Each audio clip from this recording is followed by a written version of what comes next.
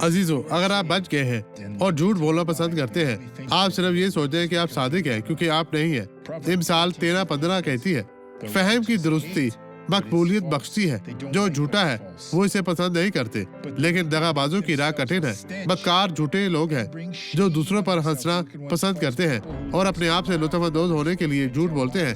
नहीं, जो गलत है वो गलत है और जो सही है वो सही है, लेकिन दगाबाजों की राह कठिन है और वो हमेशा ऐसा करेगा।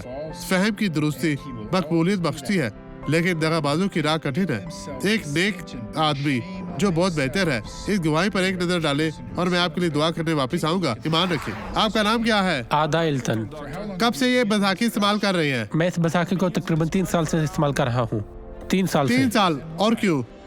मैं एक कार हादसे का शिकार हुआ था दूसरे शहर में और मेरी कमर घुटने टूट गए थे बहुत ज्यादा। और आप यहाँ कैसे आए थे?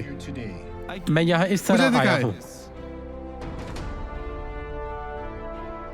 इस तरह? जी। इसे अपने कंधों पर रखे भाई। अब आप घर जा सकते हैं। भाई घर जाएं। खुदावंद तेरा शुक्र हो। अब मैं आपके लिए दुआ करूंगा। खुदावंद यीशु के नाम में मैं उस शख्स पर तेरी बरकत, तेरी शफकत चाहता हूँ जो हमारे साथ दुआ करता है, जो यहाँ पर या कहीं भी मौजूद है, जिसे तेरी मदद की जरूरत है।